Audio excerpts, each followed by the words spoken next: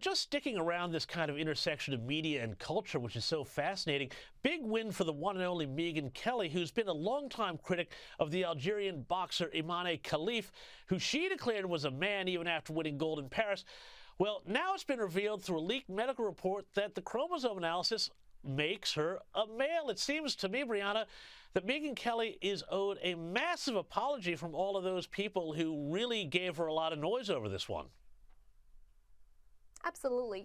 What Megyn Kelly did is state the obvious. Megyn Kelly used one of her 5 senses. She used her eyes, and she made a very obvious determination.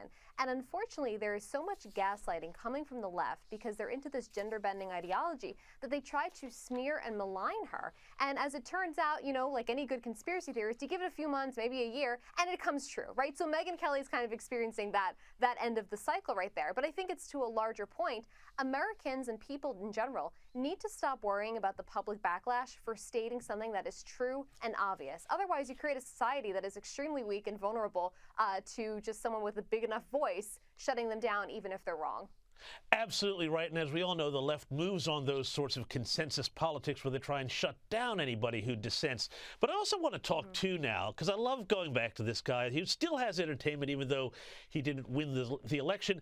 Minnesota Governor Tim Walz, who could have been vice president, well, this week finally seemed to understand why young American men voted for Donald Trump.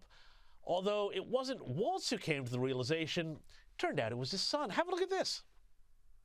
They're doing it because there's a sense of excitement, a sense of thrill in this. It's entertainment or whatever. We all dismiss that. Donald Trump's a clown. Donald Trump's rallies are a clown. And I think Donald Trump understands belonging, understand groups. But I don't think we went out to get them. We didn't out to make them feel a part of this. The idea of a leader that is entertaining, appeals to young men, and makes them feel like they belong. Why is this rocket science to the left, or do they just want to keep saying, oh, you're men, you're bad, you're toxic? I actually think Tim Walz is still getting it wrong.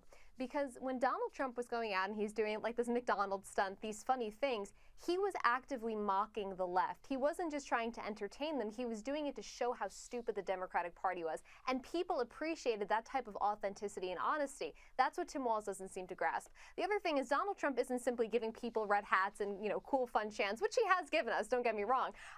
But Donald Trump is giving a place in particular for young men to be. Because leading up to the election, a lot of first-time voters or people who had never voted Republican were telling places like USA Today, I want to put food on the table. I want a roof over my head, and I can't do that in this economy. Men were being emasculated by Democrat policy. So Donald Trump comes in and says, no, I'm going to create policies that allow you to lean into your masculinity. And until Democrats stop focusing on this hyper-obnoxious girl boss regime mentality, they will continue to create policies that do push men away. So it's about policy, not as much as Donald Trump just happened to be entertaining.